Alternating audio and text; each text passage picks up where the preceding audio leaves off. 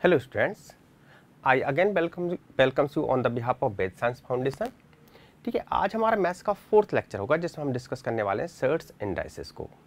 और मेरी पूरी कोशिश रहेगी कि मैथ्स से जुड़ा हुआ कोई भी कंसेप्ट का रह ना जाए।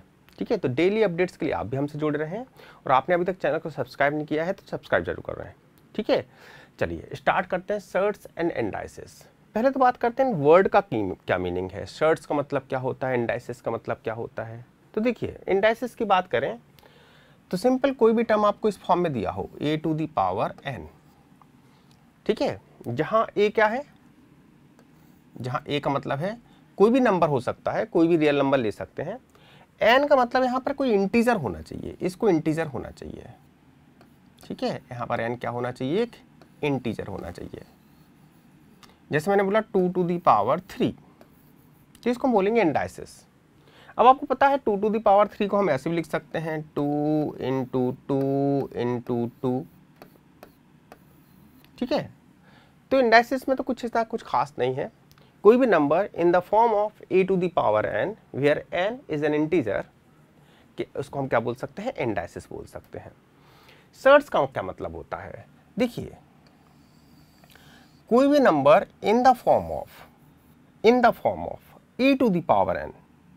अब देखो a भी a to the power n था, a भी a to the power n है, लेकिन यहाँ n का मीनिंग अलग हो जाएगा। यहाँ n क्या होगा, n आपका 1/2 हो सकता है, ठीक है, 3/5 हो सकता है, मतलब फ्रैक्शन के फॉर्म में होगा। ठीक है, अच्छा अगर इंडाइसिस को डिफाइन करना चाहें, डिफाइन कैसे करते हैं, any number in the form of, ठीक है, अब इसको लिखते कैसे हैं, any number in the form of, इसको इस तरह से लिखा जाता है ऐसे, nth root of a, any number in the form of nth root of a.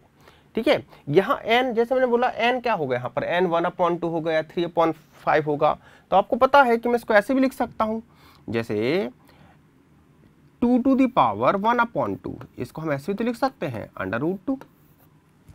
ठीक है, या 2 टू दी पावर 1/3, इसको मैं ऐसे लिख सकता हूँ क्यूब रूट ऑफ 2। ठीक है, तो any number in the form of nth root of A which can not be exactly found. ठीक है, मेरे वर्ड को समझिए आप लोग, एक डेफिनेशन लिख देता हूं मैं, any number in the form of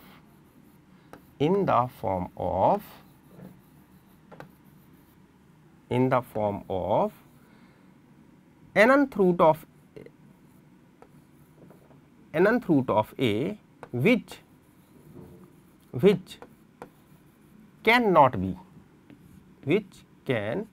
cannot be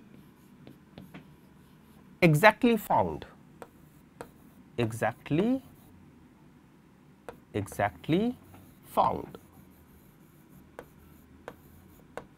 any number in the form of nth root of a which cannot be exactly found is called surds, इसको मैं और क्लियर कर देता हूं, is called surds।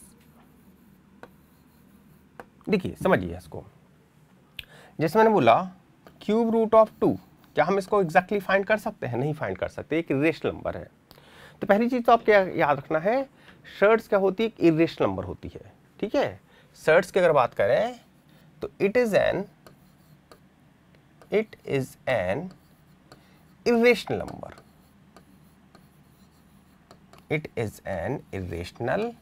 number, ठीक है, जैसे cube root of 2 एक इरेशनल नंबर है तो ये सर्ट कहलाएगा।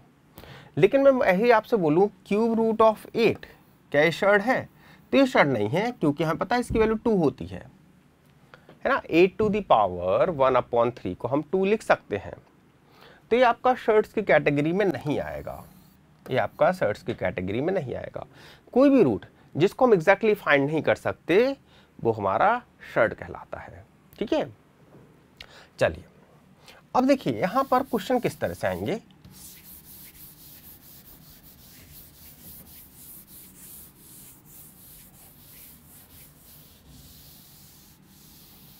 तो यहां पर पहला क्वेश्चन तो बनता है, सर्ट्स एंड डाइसेस हमको कंपेयर करने के लिए दे सकते हैं, जैसे ऐसे लिखा जाएगा क्यूब रूट ऑफ 2, ठीक है, फिर आपको यहाँ लिख दिया 4th root of 3, 6th root of 8।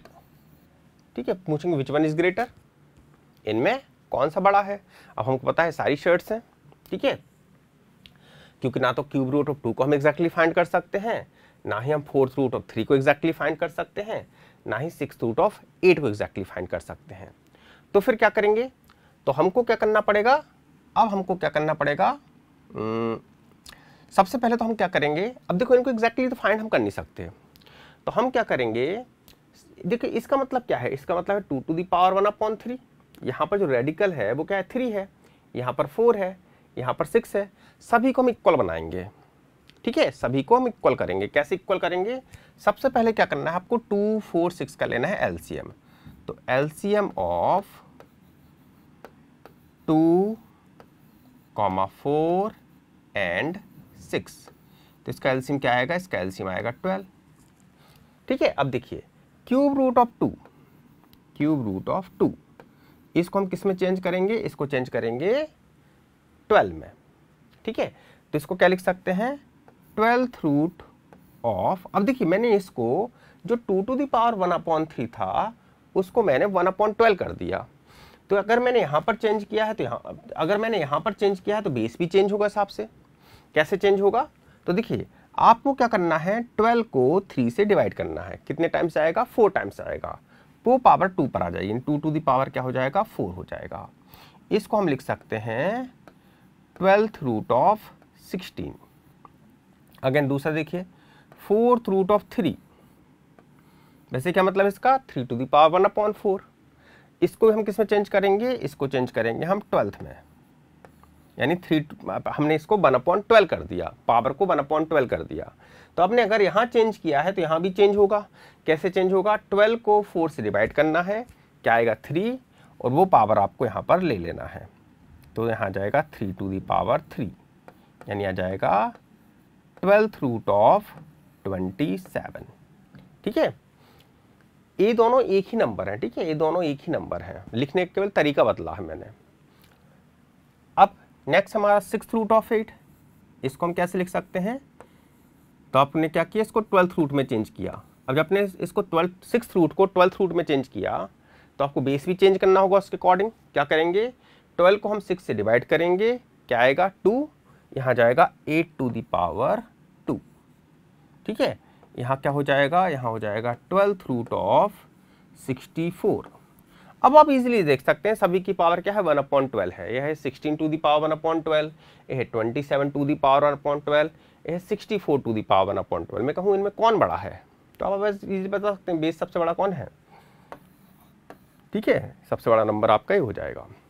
चलिए एक क्वेश्चन ट्राई कर लेते हैं हम इस तरह का, फिर नेक्स्ट कंसेप्ट पे आते हैं।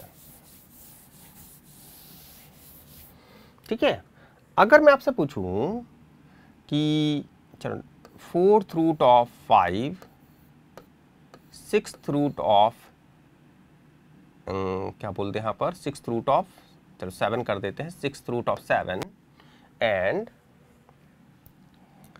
8th root of 11।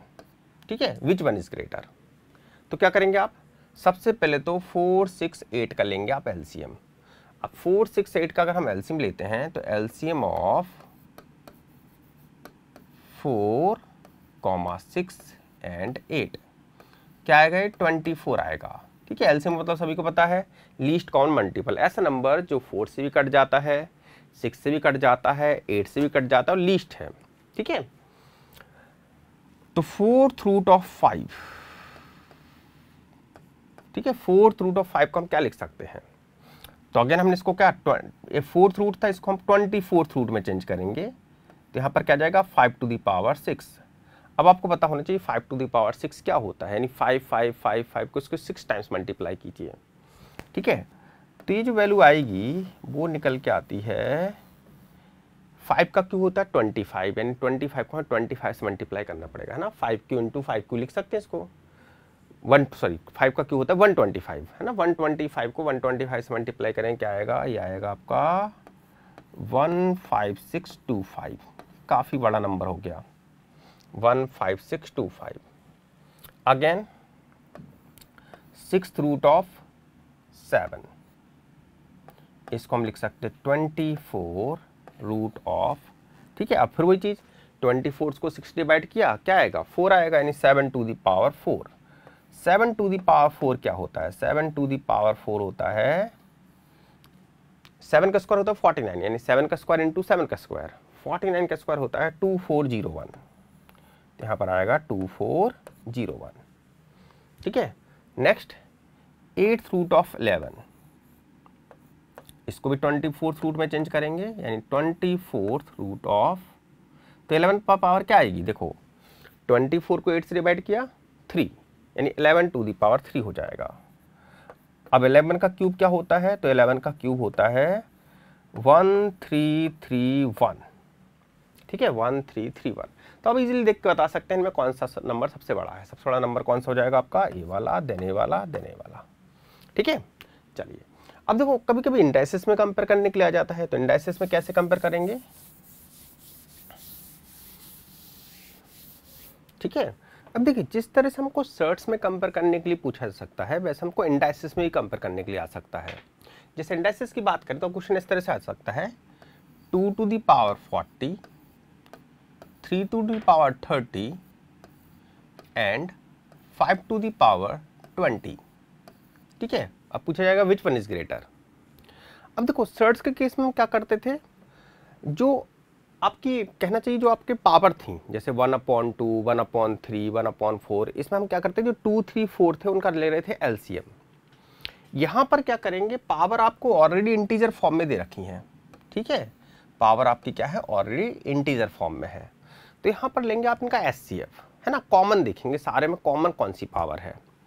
तो अगर हम कॉमन पावर देखें तो 40, 30 और 20 का एचसीएफ क्या होता है, एचसीएफ यानी हाईएस्ट कॉमन फैक्टर, जो 40 को भी डिवाइड कर देता है, 30 को भी डिवाइड कर देता है और 20 को भी डिवाइड कर देगा, तो ऐसा नंबर है 10, ठीक है। तो अगर हम बात करें एचसीएफ ऑफ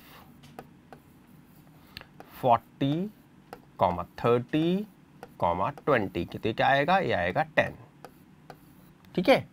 आपको क्या करना है, 10 को सभी में से बाहर निकाल लेना है, सभी पावर में से। देखो कैसे, 2 टू द पावर 40 को क्या मैं ऐसे लिख सकता हूँ, 2 to the power 4 whole power 10, ठीक है। जब पावर टू दी पावर होती है तो पावर मल्टीप्लाई हो जाती हैं, ठीक है। अभी मैं इसको रूल आपको लिखवा भी देता हूँ, ये सारे रूल, ठीक है। तो हम इसको ऐसे भी लिख सकते हैं, इस 2 टू दी पावर 40 को मैं ऐसे भी लिख सकता हूँ 2 to the power 4 whole power 10, ठीक है। इसी तरह से 3 टू दी पावर 30 को लिख सकते हैं 3 to the power 3 whole power 10, ठीक है। और यहाँ पर क्या लिख सकते हैं 5 to the power 2 whole power 10, ठीक है। इसको ऐसे भी लिख सकते हैं। तो सभी में 10 कॉमन था, इसलिए 10 को मैंने सभी में से बाहर निकाल लिया। अब देखो 2 टू दी पावर 4 को कैलकुलेट करना हमारे लिए इजी है, इसको मैं लिख सकता हूँ 16 टू दी पावर 10, इसको लिख सकता हूँ 27 टू दी पावर 10, इसको लिख सकता हूँ 25 टू दी पावर 10। तो पावर 10 तो सभी में कॉमन है, तो जिसका जो बेस सबसे ज़्यादा बड़ा होगा वही नंबर सारे बड़ा होगा, ठीक है। तो 27 टू दी पावर सबसे बड़ा नंबर होगा, देन 25 टू दी पावर 10 होगा, देन 16 टू दी पावर 10 होगा। तो अगर इंडाइसिस कंपेयर करने के लिए आएगा तो हम कुछ इस तरह से कंपेयर करेंगे। चलिए कुछ रूल है इनके, रूल और पढ़ लेते हैं हम एक बार। देखो फर्स्ट रूल है, अगर आपको कभी लिखा मिले a to the power m into a to the power n, ठीक है, पहला रूल, तो इसको मैं लिख सकता हूँ a to the power m plus n, यानी अगर बेस सेम है, ठीक है, बेस सेम है और बीच में इंटू साइन है तो पावर क्या हो जाती हैं, ऐड हो जाती हैं, ठीक है। चल सेकंड रूल है, अगर मान लो डिवाइड में आ जाए कभी a to the power m upon a to the power n, तो इसको मैं लिख सकता हूँ a to the power m minus n, हमारा सेकंड रूल हो गया, ठीक है। इंटू में पावर ऐड होती है, डिवाइड पावर माइनस होती हैं। नेक्स्ट थर्ड रूल जो अभी हमने यूज किया था, a to the power m whole power n, तो पावर मल्टीप्लाई हो जाएंगी, a to the power m into n, ठीक है। फोर्थ रूल है a टू दी पावर, अगर आपको कभी माइनस m दे रखा है, a to the power minus m, तो इसको मैं ऐसे लिख सकता हूँ 1/a⁴m। ठीक है, अगर कोई पावर माइनस में है तो उसको प्लस में कैसे बनाएंगे, उसको 1 करके लिख दीजिए। इसी का थोड़ा सा मॉडिफाइड फॉर्म है, इसमें इसको ऐसे भी लिख सकते हैं कि कभी ऐसा दिया हो a/b⁴ अब मैं जो इसको माइनस को प्लस में बनाना है तो क्या करेंगे आप इसको ऐसे लिख देंगे b/m, बेस का रेसिप्रोकल कर देंगे। ठीक है, ऐसा हो जाएगा। फिफ्थ, अगर मान लो बेस तो डिफरेंट है, जैसे a⁴m इंटू b⁴m, ठीक है, लेकिन पावर सेम है, तो इसको मैं ऐसे लिख सकता हूं a⁴b⁴m। ठीक है, तो ये हमारे कुछ रूल हैं जिनको आपको याद रखना है। ठीक है, टोटल हमारे कितने रूल हैं, टोटल हमने 5 रूल लिखा है। अच्छा, सर्ट्स में भी यही रूल यूज होते हैं और इंडाइसिस में भी यही रूल यूज होते हैं। ठीक है, जैसे मैंने अब जरूर नहीं कि m यहाँ इंटीजर ही हो, m फ्रैक्शन भी हो सकता है। ठीक है, ऐसे भी हो सकता है √2 इंटू √3। तो देखो दोनों की पावर देखा जाए तो क्या है, यहाँ भी 1/2 है, यहाँ भी 1/2 है, तो आप इसको ऐसे लिख सकते हैं √2 इंटू 3, यानी ये क्या हो जाएगा √6, है ना। बस आपको ध्यान क्या रखना है, पावर सेम होनी चाहिए। अगर यहाँ पावर 1/2 है तो यहाँ भी पावर 1/2 ही होना चाहिए। अगर यहाँ पर मान लो ऐसा हो जाता, यहाँ पर 3 होता, तो अब कुछ नहीं कर सकते हम, ये ऐसे ही रहेगा वे। ठीक है, तो जो रूल आपके सर्ट्स के लिए यूज होते हैं वही रूल आपके इंडाइसेस के लिए यूज होते हैं। चलिए कुछ क्वेश्चन डिस्कस करते हैं इन कंसेप्ट बेस्ड। तो क्वेश्चन नंबर 1 है 3⁻x - 3⁻x - 1 is equal to 18, find x। ठीक है, किस तरह से अप्रोच करेंगे इस क्वेश्चन को। ठीक है, हमको क्या निकालना, हमको निकालना है x। क्या करें इसको x निकालने के लिए, सबसे पहले तो 3⁻x को यहाँ भी दिख रहा है, 3⁻x आपको यहाँ भी, मतलब x आपको यहाँ भी दिख रहा है, x आपको यहाँ भी दिख रहा है। पहले तो इसको आप अलग सेपरेट कीजिए। अब कैसे सेपरेट करेंगे इसको, तो क्या मैं इसको ऐसे लिख सकता हूँ 3⁻x। अच्छा, एक चीज़ ध्यान रखना, अगर मान लो ये क्वेश्चन ऑब्जेक्टिव में आ जाए और आपको ऑप्शन दिए हो 1 2 3 4, तो आप इसको वेरीफाई करा सकते हैं। जैसे 1 रख को देखो, क्या 1 सेटिस्फाई कर रहा है इसको। अगर 1 आपको ऑप्शन में दे, ठीक है, जैसे डिस्कस कर लेते हैं। मान लो आपको ऑप्शन दिए होते 1, ए ऑप्शन आपको 1 दे रखा है, बी ऑप्शन 2 दे रखा है, सी ऑप्शन 3 दे रखा है और डी ऑप्शन 4 दे रखा है।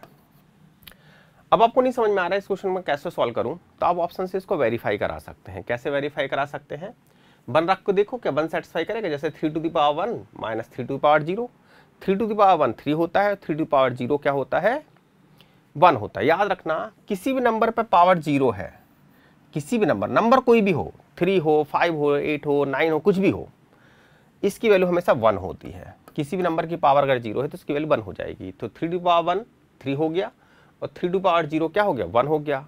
3 - 0 क्या देगा 2 देगा, 18 तो नहीं देगा। इस तरह से 2 से भी सेटिस्फाई करा सकते हैं, आप 3 से भी सेटिस्फाई करा सकते हैं। 3 से सेटिस्फाई कर जाएगा।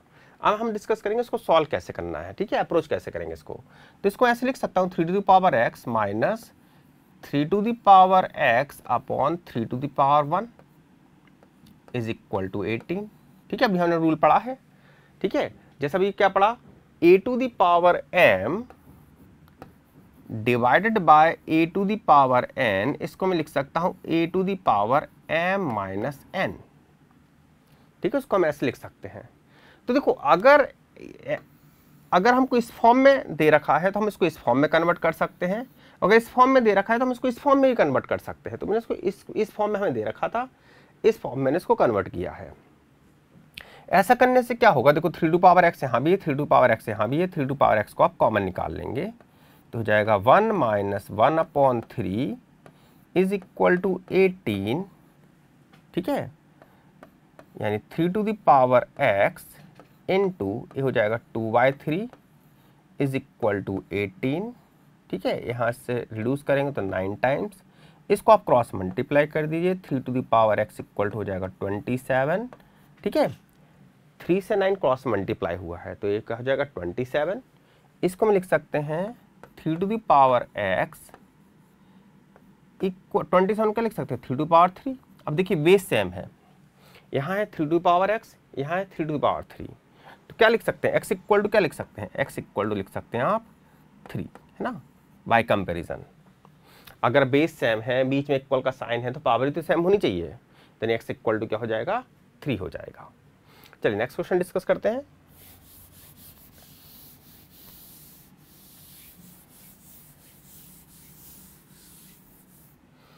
ठीक है, नेक्स्ट क्वेश्चन है 2 to the power n plus 2 minus, यहाँ n प्लस 4 कर दीजिए,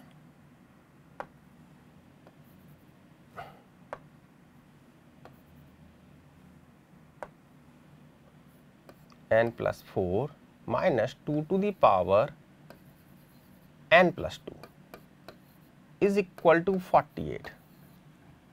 फाइंड n। ठीक है, 2 to the power n plus 4 minus 2 to the power n plus 2 is equal to 48। Find n। कैसे करेंगे इसको सॉल्व? तो देखो 2 to the power n plus 4 को मैं ऐसे लिख दूं, 2 to the power n into 2 to the power 4 minus 2 to the power n into 2 to the power 2 is equal to 48। लिख सकते हैं ऐसे। देखो अभी रूल पढ़ा हमने, a to the power m plus n, इसको मैं ऐसे लिख सकता हूँ a to the power m into a to the power n। वैसे हमने पढ़ा कि इसको हम ऐसे लिख सकते हैं, तो इसको भी तो आप ऐसे लिख सकते हैं। ठीक है, यहाँ पर आपको इस फॉर्म में दे रखा है और मैंने उसको इस फॉर्म में कन्वर्ट कर दिया है। ठीक है, इससे क्या होगा, 2 टू द पावर n बाहर निकल आएगा, अंदर क्या बचेगा 2 टू द पावर 4 जिसको हम 16 लिख सकते हैं, माइनस 2 टू द पावर 2 जिसको हम 4 लिख सकते हैं, इज इक्वल टू 48। ठीक है, 2 to the power n 16 minus 4 क्या हो जाएगा 12 इज इक्वल टू 48। इसको रिड्यूस करेंगे कितने टाइम्स आएगा, ये जाएगा 4 times, and 2 to the power n equal to 2 to the power 2, यानी हम n इक्वल टू लिख सकते हैं कितना 2। ये आपका आंसर हो गया, n इक्वल टू क्या हो जाएगा 2 हो जाएगा। चलिए नेक्स्ट क्वेश्चन डिस्कस करते हैं।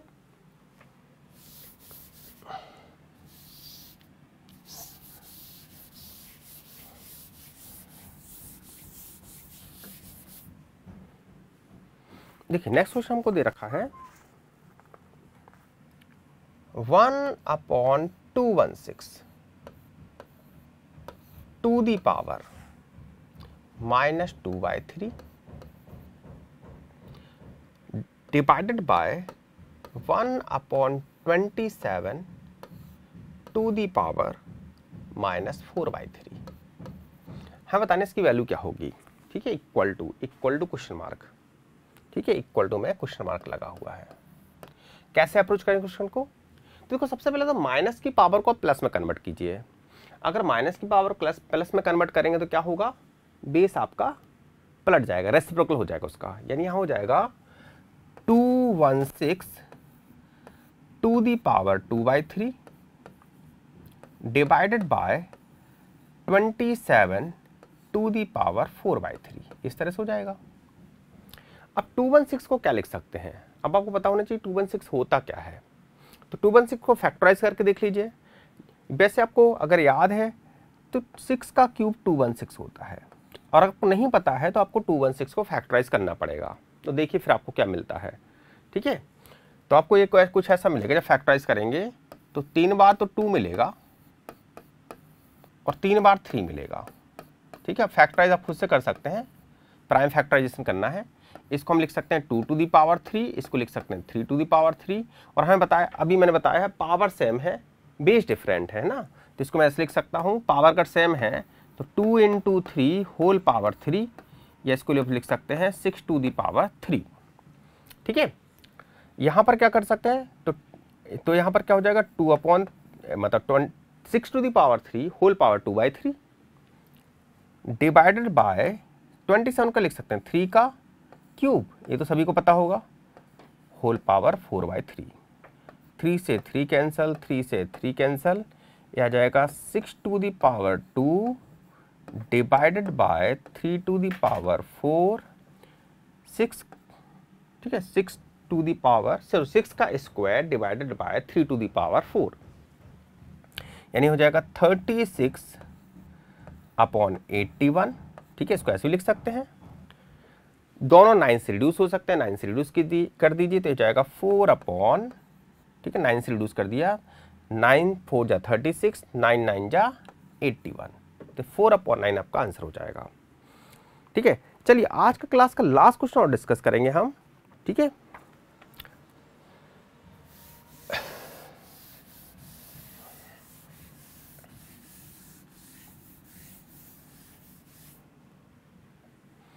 देखिए नेक्स्ट क्वेश्चन हमको दे रखा है 5 into root 5 into 5 to the power 3 divided by 5 to the power -3/2 is equal to 5 to the power a+2। हमसे बोला जा रहा है find the value of a। क्या करें, सबसे पहले तो इसको जो हमारा लेफ्ट हैंड साइड है इसको हम सिंप्लीफाई कर लेते हैं। क्या लिख सकते हैं, क्या है 5, केवल 5 बस दे रखा है तो इसका मतलब तो 5 टू द पावर 1 हो गया।